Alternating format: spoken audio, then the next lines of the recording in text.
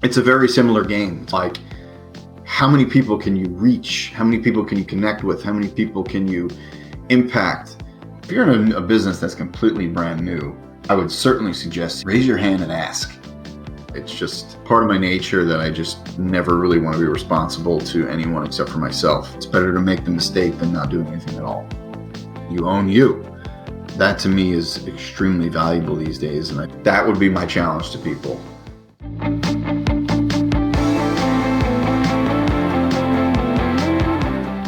Gabe.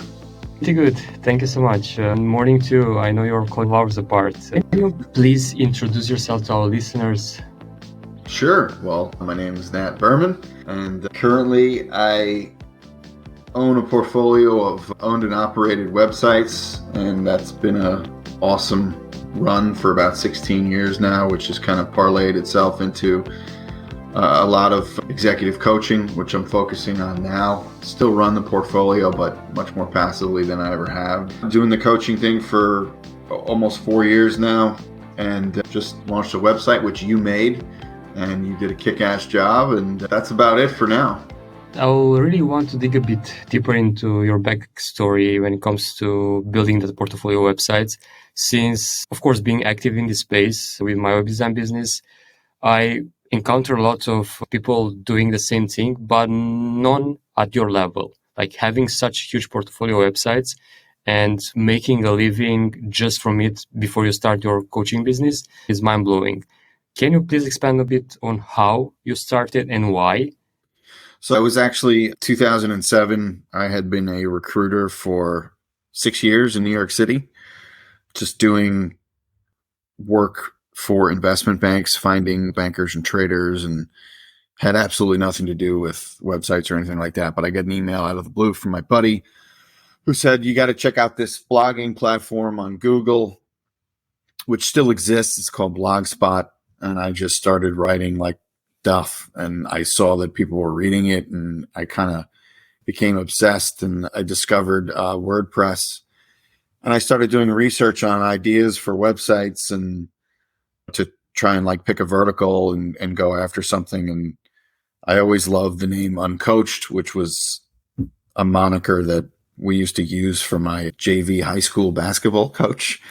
And we would just always say things like, man, that's uncoached. And like, you can't teach that. So I thought it was a great title for like a sports entertainment kind of site. So after learning WordPress, just asking a lot of people, how do I do this? How do I do that? I started the website, and it took off. It did pretty well, pretty quickly. I became very immersed in learning how to get traffic and links. And within about 6 months, I started getting links from like pretty big publications like Sports Illustrated and Maxim and all of the sort of male-centric websites that existed at the time, gossip sites, whatever. So I had a very strong focus on sports, entertainment, movies, comedy, it was very across the board. So within about 9 months, the site was doing well enough that I decided to take a shot and quit my job. And I never looked back. I lived in Manhattan at the time. I had about, 6 months of savings or something like that. And I luckily never had to look back. And fast forward to today, just grew more and more websites using very similar strategies that I had already used, which is just busting my ass at reaching out to everyone I possibly could to get links and things like that, and learning every single platform where I could get traffic. So back then Reddit was pretty big back then, but Dig was a huge one. And back then it was like big platforms like Facebook, but it was also a different game when it came to building links. It was really about building relationships with other people who own websites. And it was a little bit easier back then. You could actually email someone and they would get back to you. And it was very different than today. So not to get into too much detail, but that evolved in many different ways and in many different business types. But ultimately, the decision was to always have a portfolio of owned and operated websites, which still exists today. Amazing story. And what I love about the way you run it, it's leveraging something that you can apply even today in different environments. For example, building relationships. Very underrated technique to actually build a business and grow a business into new levels, because people usually rely only on the typical word of mouth, but without thinking to actually build partnership type of relationships like you did with those publishers and so on. And apart from that, what other big lesson from building this portfolio website have you learned and you apply currently in your coaching business? I think the biggest lesson by far, which still I think evades a lot of people, is keeping an extraordinarily singular focus on a few very important things. And so to this day, when people ask, how do you grow a website or what did you do? I'll always say the same thing. I just posted good content every day over and over for years on end and had a very singular focus on producing that content and trying to distribute it as much as I possibly could. It was really those two things, just making sure it was really good content and then pushing the hell out of it. And always experimenting, with the ways in which you push it, and some of those distribution channels, you can experiment like crazy with that. But like I said, that core focus, consistently producing content and consistently distributing it, that was really it. If someone were to ask me to this day, did you focus on SEO? And of course I understand that stuff, but I'm not a very technical person, never have been. And it was those two things, and it worked. And did you get any help from contractors or such in order to be able to manage so many websites, or do you do it by yourself? So initially everything was done by myself. All the content written on all the websites was done by me. And that was tough. That was a couple of years of really long days and just writing a ton of stuff, upwards of 10,000 words a day or so. And it was just a ton of work. But eventually I sort of developed a rinse and repeat process where when one site was doing well enough, you make the financial investment on hiring a writer. So that offloads a considerable amount of time that I was taking to write everything myself. And you sort of, once that works, you apply that same strategy to another website, and all of a sudden you go from having to write all this stuff, then you're managing writers, but that takes way less time because then you're really just assigning content. Then you can get to the point where the writers know what to write. You don't have to assign content anymore, and you can see how it can sort of snowball like that. And today, even still today, it's all outsourced to freelancers, contractors, and things like that. So I haven't done any writing myself other than for coaching in my own newsletter in, I don't know, it's got to be over 5 years, probably more than that. It's been a long time. Yeah, for sure. But all those years before that, writing all that and putting all that to work by yourself, you must have something. You might call it productivity or might call it something else. But in order to stay focused on one thing and do it all over again without quitting so many years, that's the reason why I said I don't know many people in that particular situation to be able to stay consistent, productive, and delivering the results to be able to build such a huge portfolio website. So what's your secret? How you manage to do it without burning out, without quitting? Oh man, that's a really good question, because a big thing that I do teach people is productivity and all that. And without getting into an entire instructional course here on all of it, I think part of it is just an innate competitiveness and drive that I've always had. But I will say this, the second I quit my job, honestly, like a switch went off or something. Just, I was never really able to deal with authority, even when I had good bosses and things like that. It's just part of my nature that I just never really want to be responsible to anyone except for myself. And I think when that happened and you're sort of forced to really just put your foot on the gas and go, otherwise you're going to be starving, right? You're not going to have any money, or you're not going to have a home. That in itself obviously is a good kick in the ass to get you going. But to your point, how do you do it for 16 years? I think over the years, you develop certain priorities and certain things in your life that become very important to you. And when you're able to attach those important things to the work that you're doing, I think that's a very big driver. Also, I kind of look at this as sort of like a game, and it's like a fun video game almost. And I was really into video games as a kid, and getting to the last level and then playing another game and Websites were very similar. It was all about traffic, how much traffic you can get, how much traffic you can get. And that was correlated directly to how much money you can earn as well. So it was this cool game that like never ended, and it never does end, specifically with websites, and why I'm so passionate and really enjoy what I'm doing now, which is with the coaching. It's a very similar game. It's like, how many people can you reach? How many people can you connect with? How many people can you impact?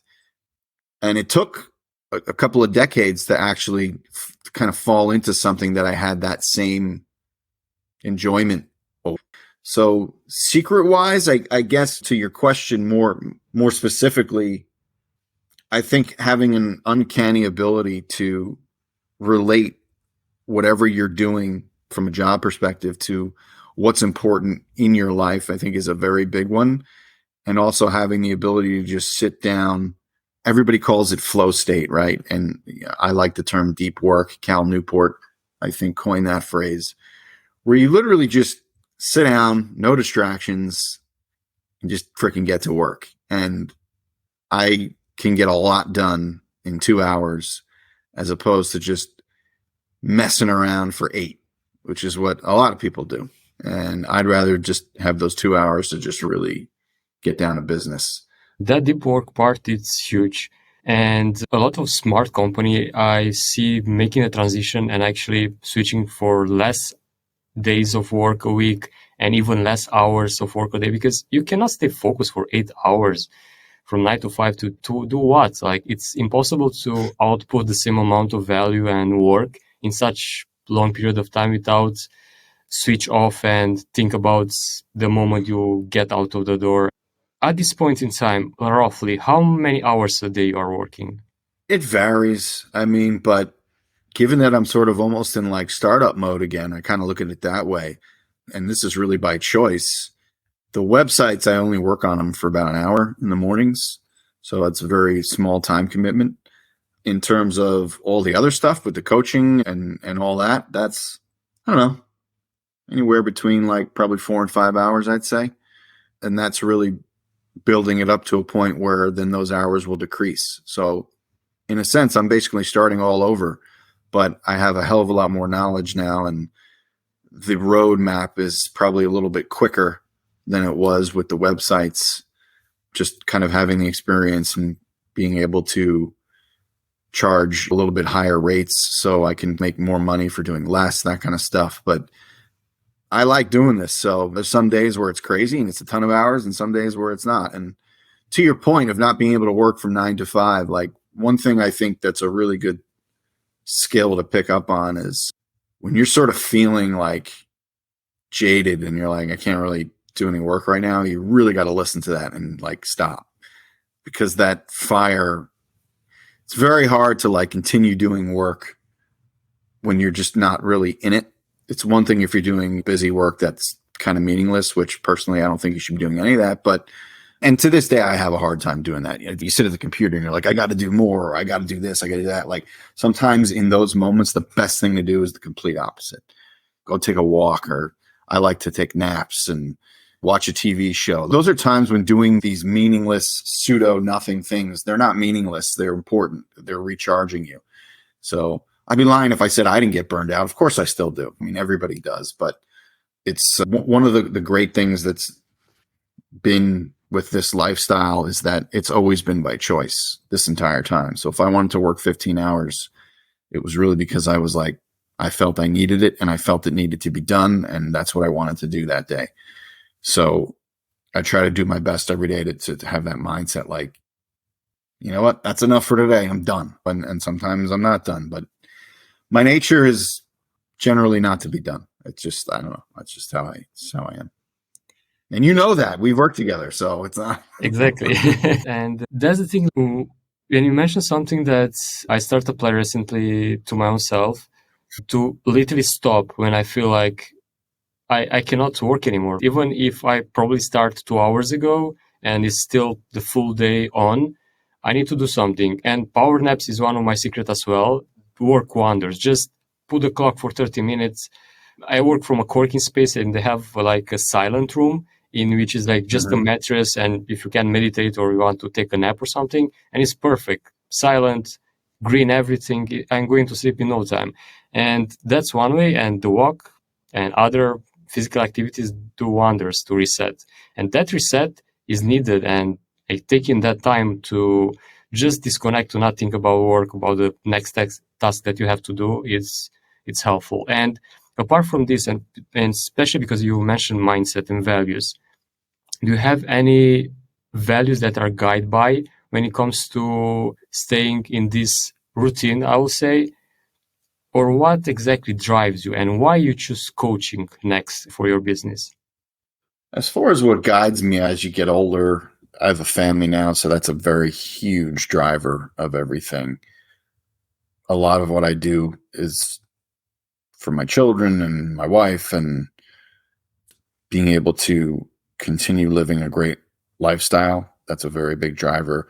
Another big driver is just this internal drive. I think I've always had it since I was little, and I'm not sure that's something that you can necessarily cultivate. I think lots of things can be cultivated, but a certain kind of competitiveness it's always been there, more so with myself, I think, than others. But in terms of the coaching, how that sort of came to be, I think the reason I got into it was, when I started on LinkedIn, or taking it seriously, this was in 2000, I think almost right before 2020. I didn't know what the hell I was doing on LinkedIn or what I wanted to do. I just saw it as an opportunity, and I was like, all right, well, let me grow an audience on here, see if that works, and I'll let it go where it goes. And so I picked up a pretty good amount of followers. I think it was at around, 20,000 or so, where people started asking me like if I coached. I was like, oh, that's interesting. I didn't even really consider that. And I think one of the biggest problems I had on LinkedIn in the beginning was nobody knew what the hell I did. And it took a long time for people to know. People still don't know it. Well, now people just know that think I'm a coach, or know that I'm a coach, but they certainly don't know about the websites or anything like that. And I always grappled between, do I push this whole website thing? And I did it for like 2 weeks this year, and people really liked it, but I didn't like doing it.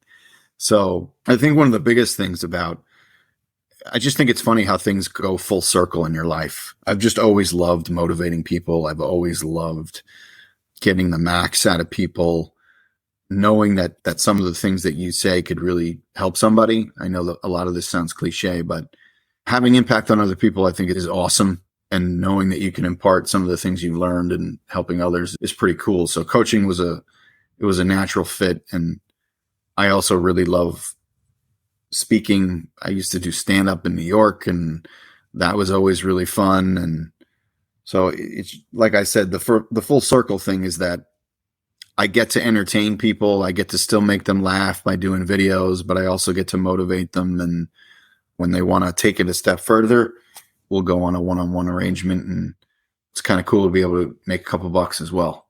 That's the cool part about helping others. Not only do have the possibility of changing someone else's life, but in the same time, the gratitude and the thing that you feel afterwards, it's unbelievable. Like, first time when I encountered this was one of my first projects when I started the web design business. And that website saved the business of that person. It was a small local brick and mortar, and they didn't have any source of clients. And that website bring that. And I was like, something that back then I was just passionate about can help so much someone put food on the table. And still by this day, I'm driven by that. And in the same time, I feel the same as you. When it comes to helping more, impacting more, you need to do it at another level. Still enjoy working with clients as I did with you and with others, and see results and such, and helping others. But it's just handful of person in few months or 1 year and so. But to do it at another level, you need to get into coaching to be able to change the lives of many. And that's something that a few years back I didn't understood. I never hired a coach until a few years ago, when I finally did it, and it changed everything from mindset to the way I approach life and business. And that's the impact the coaches can have in someone else's life. And when it comes to that, what's your approach of choosing the one you want to impact? when you choose your target audience? How do you go about it? It's definitely in my messaging, no question. So it's kind of like a two-step process. The first one is knowing kind of who I'm going after and then speaking to them in my messaging. So it's a very kind of specific demographic if I want to do that. Given I'm 44 years old and I have a pretty good sense of where folks my age tend to be at, I'll usually go towards that demographic, and it'll be folks who've been working a while and don't know what the hell they want to do, or they're pretty successful but find themselves kind of stuck. That's usually a very common theme amongst people my age. So I'll usually go that direction. But at the same time, there's no reason I wouldn't work with folks who are much younger and at a similar crossroads. But so then once that's sort of established, then I kind of go into my messaging and specific types of content ideas that I'll have that will really target these people. And then once there's interest there, as much as someone may want to work with you, you may not want to work with someone, and vice versa, right? So there's a pretty reasonable qualification process, and that's why I have like an application, and there's a whole bunch of stuff people need to talk about so that I can come back to them with the appropriate suggestion, whether that's a one-to-one coaching program, or whether that's, a group coaching program, or my newsletter, or a video course. There's always something to offer. There's always something that can help somebody. And that's kind of how I go about that. I want to challenge you to translate this into someone that doesn't have your experience and they want to go into coaching. They have business experience. They achieve something. They build a successful business, for example, and they want to get into coaching to impact the lives of many, but they had no idea how to narrow down like you just described here. What will be the step-by-step process for them to try to switch from execution part or from service provider part to actually coaching others? I think the most important thing is to have a clear and very concise picture of what it is you can do and how that can help people. And that sounds really simple, but it's not always. I think it usually starts with something as simple as a tagline. It's like, what exactly, you're really making it clear the exact type of person that you help and how you help them. So for me, there's a framework that I use, and that's advertised. It's called the ISE method: identify, strategize, execute. I think that makes something very clear to a person. It's like, oh, that's how you help people. What is that? Right. And then you go into explaining what it is. But for someone who, like, as far as I'm concerned, if you have a really strong knowledge base in something, you, in essence, qualify to be a coach in whatever that something is. But I think the best way to transition from that service business into teaching said service business is to talk about it. I mean, that's really the best way to start. You talk about your own experiences, your own wins, your own failures, the lessons that you learned, how you built it, mistakes you've made, all that kind of stuff. When you can lay that out on the table, that makes you relatable to other people. And when you're relatable, people think that you can help them. I'm not saying you can't deliver. You certainly have to be able to deliver. But at the same time, like I said, if you have a really strong knowledge base in a given subject, I don't see a reason why you can't come up with a framework to teach that. So the best way to start is really just to start. Once they did that and they start getting traction, they start getting an audience building, when do you think is the right moment to start actually monetizing that or start moving that audience to something that you can control, like a newsletter? Because you mentioned you start in 2020 to build an audience, and how the process look for you, and how do you think that can apply to others? Yeah, I think one of the biggest mistakes I actually made was not starting a newsletter soon enough. I think that should probably be done like right away. But there's a lot of semantics involved in this. Like, the place that I'm coming from is very different than where other people might be coming from. So, for example, I have a business that I've run for 16 years. I've made a pretty good amount of money, and I'm relatively financially stable. And so, like, I can afford to be very patient with this, right? So because of that, I've made the decision to have a course that's free. And that's a hell of a lead magnet and can get me a lot of newsletter subscribers because there's a lot that people can learn in there and they don't have to pay any money. Some people would argue that that's not the right strategy. I disagree in terms of what I want to do. But there could be someone else who's struggling financially and they want to do a coaching business, and it's a little bit different. It's not, they don't have the luxury of being able to be patient. So I think a lot of it, you have to be realistic and you have to understand what your own situation is to decide when to monetize, when to do this, when to do that.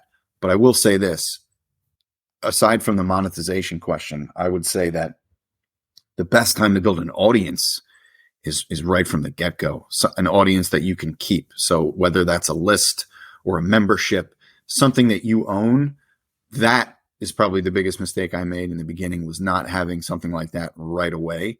When it comes to monetization, some people may agree, some people may disagree. I love the idea of waiting as long as possible. It's, like I said, easier said than done. Not all people can do that. Some people, you gotta make a living. But if the way that I'm going about this, like, I would love to just build up a massive subscriber base of, let's say, 100,000 people and be able to have certain offerings.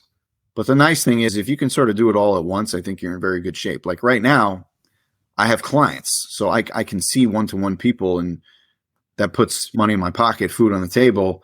But at the same time, I can still spend a lot of time with all of the free stuff. And then once you can really build everything and put it all together and have it be this cohesive assembly line, which is what I'm sort of building towards, just like I did with the websites. This is just a different business. That's when things really start to roll. But again, my suggestion, start building an audience that you own from day one, and monetization hopefully should follow.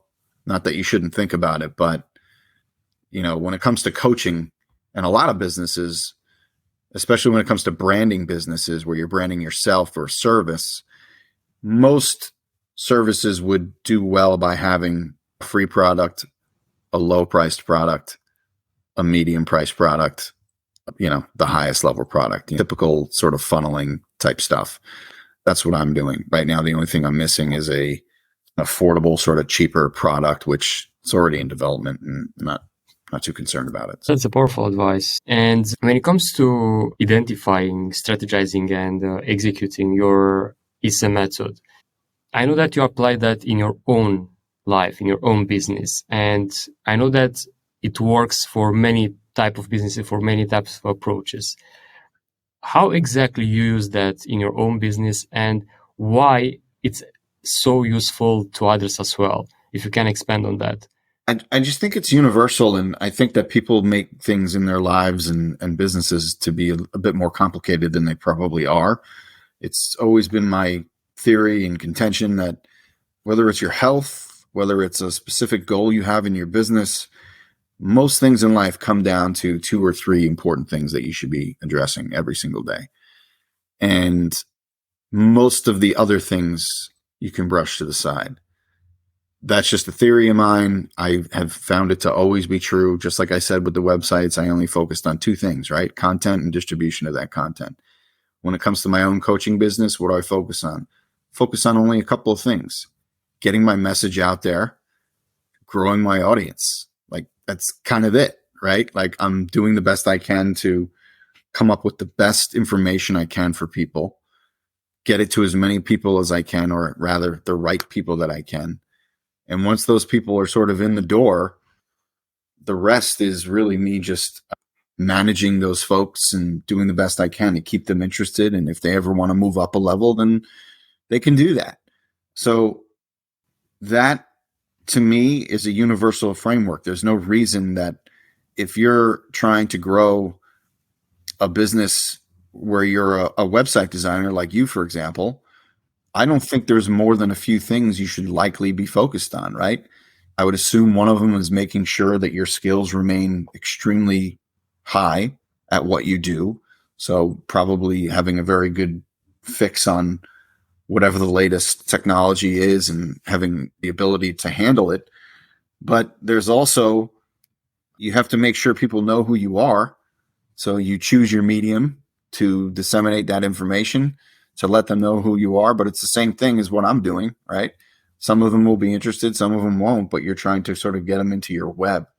When it comes to practical applications of things like life, I always love to use health as an example. When it comes to your health, what do you really have to manage? You really need to manage what you eat and how you live, meaning exercise, right?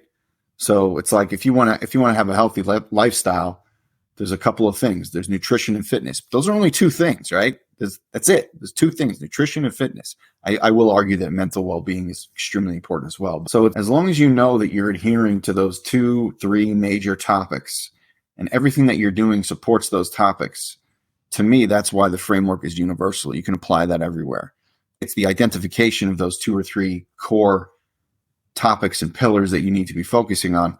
That's the initial challenge, is identifying those most important things. But once you have that down, then you can then identify everything that supports those. I would love to dig a bit more into the identification phase. Since me included, I had moments in my life when I was struggling to focus on the most return of investment task. Probably I was spending too much time doing things that had low impact into my life or into my business. And for someone that doesn't have this huge experience and maybe they are struggling to focus on the right things, one of the first things I would say is you can't substitute anything for either experience or the knowledge of those who have experience, right? So if you're in a business that's completely brand new, I would certainly suggest seeking out those who are in that business and have done very well in said business. No question in my mind, I would do that and seek out the opinions of people who know what the hell they're doing, especially if you've never done it before. If you do have some level of experience, I think it's very important to zone in on those things that you've done that, as you said, have produced the biggest ROI, the most impact on that business, and start realizing or recognizing that you need to kind of pin it down to those particular things. But going back to your question, you said identifying.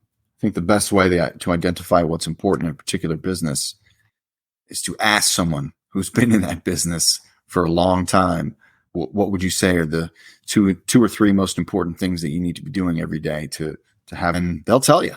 I looked into doing Amazon FBA just for fun and seeing like, what does it take to do this and how do you do that?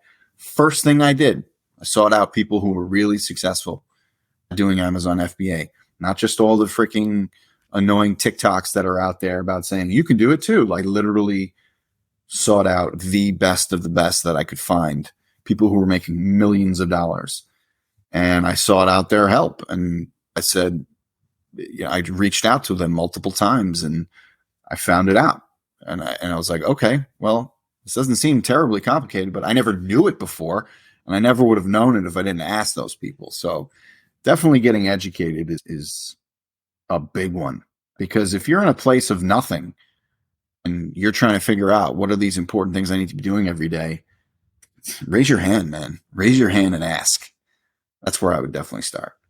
There's no smarter way to do it. And once you not only learn fast, but you avoid the mistakes that they already did when they started. And that's why coaching is so important and powerful, because you don't purchase 1 hour of coaching or 3 months of coaching. You purchase all the experience, the avoidance of all those mistakes, and you hit the ground running in no time instead of spending years trying and error for yourself. Of course, doing mistakes is a great way to learn, but it's not the smartest way to learn. And speaking of mentorships and seeking for help, do you have any particular mentor or people that you work in the past with in order to overcome different challenges, apart from this example that you gave with the Amazon FBA? Yeah, over the years, everybody's got a lot of issues and problems and things that they have to overcome and deal with. So like, I have always been an on and off guy in therapy. Over the years, I've seen multiple therapists. I'm not currently seeing a therapist, so that's great. But I would never hesitate if I felt the need to. I currently have a coach, and I always tell people if you're considering hiring one, never work with a coach who hasn't had one. I think that's a very dangerous thing to do. Doesn't mean I'll have a coach forever, but I do have one currently. So yeah, I think it's important to always be able to stay on track and continue learning where you have to learn. But it depends on where you are in your life and what it is you are trying to learn. But I think I'll always have people that I sort of look up to. I mean, even doing like a great example would be the process I just went through, which was a brand new process. So I started learning how to use like Twitter, right? And I'm kind of growing on there. This is a great example. First thing I did, took me 2 months. I just sought out all the creators that I wanted to sort of emulate and reach the level of. And surprisingly, they were way more accessible than I thought. I happen to know how to I know how to grab their attention because I'll always say something like, what would you do with a $100,000 budget? And on to you in 2 seconds. But is that like, if you can, money's obviously a pretty big eye opener for people. If you could just say, well, how would you help someone for 10 grand or whatever? But other than that, though, people were surprisingly receptive on there. And what I'll say to that is you just don't know until you ask, right? So I would just DM like all the top creators, and surprisingly, I got responses from a lot of them. And that sped up my learning curve like crazy. So no matter what level you're at or experience of it, like there's always someone who's ahead of you, and it's a great way to learn. So again, you were talking about mentors, and a mentor doesn't have to be someone that you have weekly calls with or that you're paying. It could just be someone that you ask a few questions to. And LinkedIn's a great example. We're both on there. Like, how did I learn LinkedIn? In the beginning, I was just kind of all over the place. But then I realized, like, let me speed up this learning curve. Let me just seek out the best people. That wasn't hard at all. There was a bunch of people on there who were both willing to help for free and willing to help for money. I hired like someone, a LinkedIn coach who, I don't know, it was only for like a month. I think I had 4 one-on-one sessions, and that was the only thing I ever did was to learn how to learn LinkedIn was that. Twitter, I hired someone from Brazil, great guy named Leo, and I paid him, and he helped me for, I think it was like 4 weeks. It was a very small investment. I already told him, you need to really raise your prices, buddy. But that was awesome. That was like priceless. So there's free people and there's paid people. They're all over. You literally just have to make the effort to reach out, and eventually you'll get where you need to go. But be patient. That's a really good piece of advice. Be patient. Just stick with it. Stay at it. These are 2 things that if you pair them together, patience with asking for help, you can be unbeatable, uncoached if you want. Because that asking for help is something that almost everyone is so reluctant to do. Maybe we are brain like that in order to figure out everything by ourselves or something. But to get that freedom of asking and finding that answer fast, finding the solution to your problem fast, it's just not only time saving, but we need help. And on that note of seeking help, of finding mentors, and in a world with noise, you are bombarded with information from all spots. What will be your best advice for someone that's seeking, for example, for someone to ask a question or to literally find the answer to a solution in order to avoid all the noise and try to get straight to the source of truth? That's a good question, only because there is so much noise out there, and there are people who are very savvy and very smart who give off the impression of having the knowledge, and perhaps they're really just good at sales. I think that for someone who has no experience, they're going to have mistakes and they're going to get swindled, and it's part of the package, right? So like at some point you have to step over the line and make a commitment to something that you want to learn. Obviously do it with as much research as you possibly can to make sure that those who you're seeking help from are who they say they are. I don't want to go so far as to say things like background checks or all that, but use your brain, use common sense. If you're on LinkedIn and you see somebody who claims to be a coach and they've been doing it for 2 months and they have zero experience other than that, it's like, that's your fault if you go with that person and you get swindled into something pretty bad. I'd like to think that if somebody reads my profile on LinkedIn, they can at least see this guy says he's run a successful business for 16 years. He says that he's done all this, he's done all that. And then at least I got past that part, right? Then they can then ask me for proof, which I'm happy to provide. They can ask me as many questions as they want, happy to answer them. So I think a lot of that, unfortunately, falls on the user to do that research and make sure of those things. But at the same time, again, I can't stress patience enough. I can't stress detail enough. But I also you also can't replace experience, right? I literally started a website, I think it was in 2001, on Yahoo GeoCities, which really dates me. And that was before all this stuff. The real business began in 2007, but I've literally been online since the early 2000s. And I don't think anything can substitute the experience of having seen a phishing email scam or getting some crazy email that you think is real and it isn't, and being burned. Like you can't replace actually being burned until you're burned. You know what I mean? So I wish there was an easy answer here, but there isn't. Like, we're having this conversation right now, and for all people know, we're a couple of people bamboozling everyone right now, right? There's no real way of knowing until you actually take that leap. But like I said, hopefully people will do the best diligence that they can and make the decisions that they can. But I'll also say that you will make mistakes, but that's okay. It's better to make the mistake than not doing anything at all. Exactly, and you learn from them. And the good thing is that most of those people that are really good at sales, if you look closely and you look at the social proof they provide, you can easily spot their false proofs. And if you do your due diligence, it's so easy to spot those. But you need indeed to be careful, and same apply for any answer that you search online. If you just Google something and you take as good the first information that you get, or now with ChatGPT and other AI tools, just background check every single fact that you found out there, because you're never sure. And speaking of AI and the future that you are moving towards, what do you think is the future of your blogging business when it comes to AI and Bard update on Google?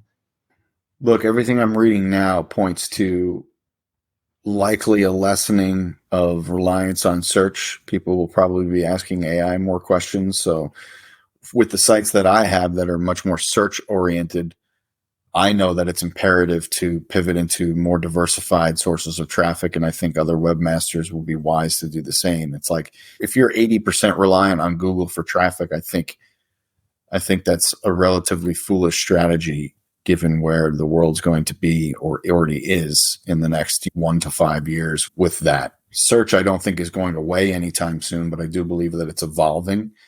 And the fact that it's evolving means that you have to evolve as well. So you'd be surprised where you can still get traffic from. You've got Pinterest, there's Twitter, there's Instagram, there's just so many different areas where you can get referrals and traffic from these days.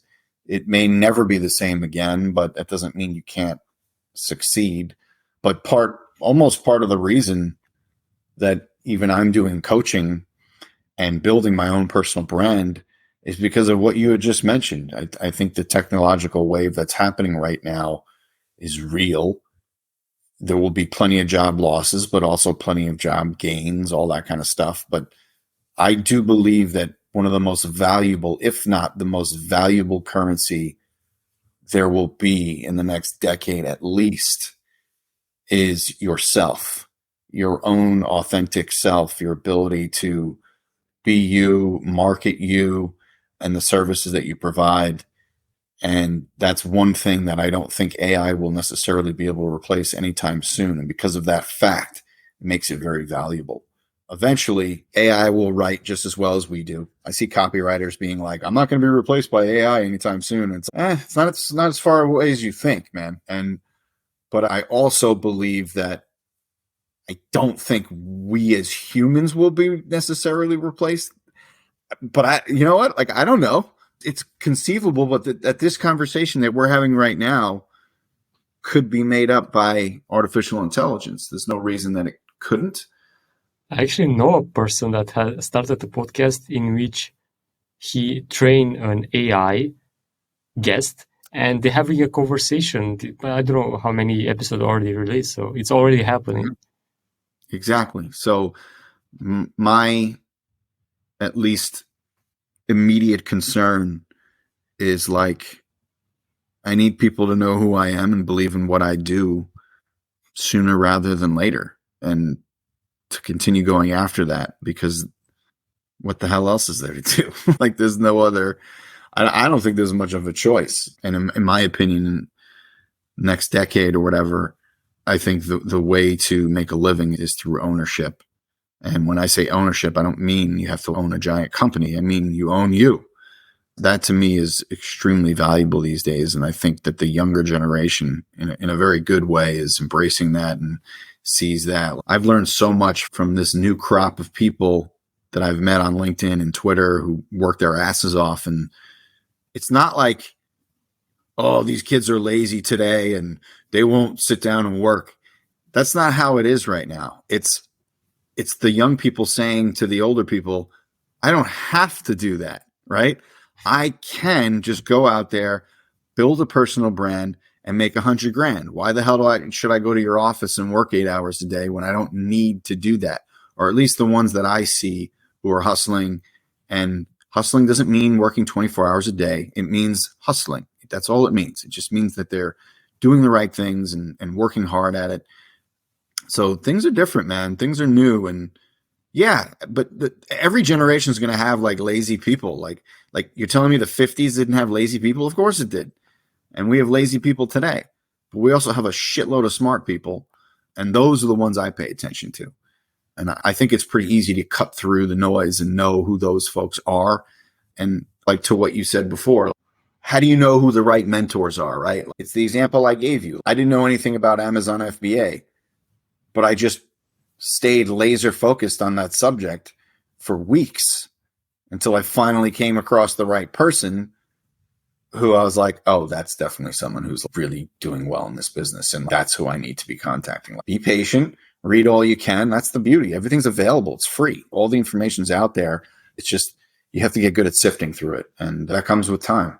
Definitely. And spending that time to get informed and be informed wisely, it's one of the best way to move ahead and overcome any roadblocks that you can encounter. And speaking of the future and the way you do things now, can you please tell our listeners the way you can help? Because I know there are multiple ways and some of them are free, some of them are paid. If you can share that and where they can find you. Yeah, sure. So the way to start, I would say, is always to just find me on social media, because that's where I post every single day. So my content can be found anywhere. It's on LinkedIn, it's on Twitter, it's on TikTok. Those are probably my 3 big ones in terms of video, but I also post videos to YouTube and Instagram. So I guess those 5 mediums are where you'll see like new free content from me every single day. I've got a newsletter that's free. That goes out weekly. I've got a video course on productivity that's free. And then when it comes to paid stuff, that's where you can go on my website and find out all the information in terms of prices and all that. But right now, as of now, the paid products that I have, there's really only 2. There's group coaching and there's one-to-one coaching. And that's how I would help people. And the website is Nat Berman, NatBerman.com, created by none other than you.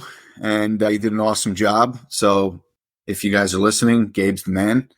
Thank you so much. Yeah, no problem. So that's the best place to reach me. And I'm highly accessible. I get back to people pretty quickly, pretty much anywhere. I can confirm that. I've been connected for a while with Nat on LinkedIn, and we have quite a lot of chats. And speaking of links, I'll put for you guys in the show notes. So check that out and do that 30-day free productivity challenge that put out there, because it's amazing. And to wrap things up, this time you will have to create a challenge for our listeners. A short one. They have to be able to complete in just 24 hours. And maybe you have something in mind that can have an impact. I think an awesome challenge for 24 hours, and I don't want to make it too extreme for people, but I had this thing. It was a post a long time ago, and I called it the Stop Checking Challenge. And Do this for one day and see what happens, like a 24-hour period. Literally, instead of checking your email like 100 times one day, check it 3 times. Or instead of endlessly scrolling, just know that I'm only going to go on TikTok from whatever, 10 a.m. to 10:30 or something. Like a lot of put it this way, all the things that you're doing a zillion times in a day, cut them down by way more than half. Try and get them into the single digits and see what happens. That would be my challenge to people. Because you're going to find out your life really doesn't change that much, and all of a sudden you have a shitload more time than you thought you did. So that's what I would say to people. Brilliant one, and I can definitely confirm it works. Thanks for listening, everybody. Make sure to check the show notes where you'll find direct links to the tools and resources mentioned in this episode, and much more. If you enjoyed this podcast, make sure to subscribe to your favorite podcast station to not miss when we drop the next one. We have lots of exciting guests and surprises for you coming up. This is your host, Gabe Marushka, with the Nomad Solopreneur Show. Until next week, pura vida!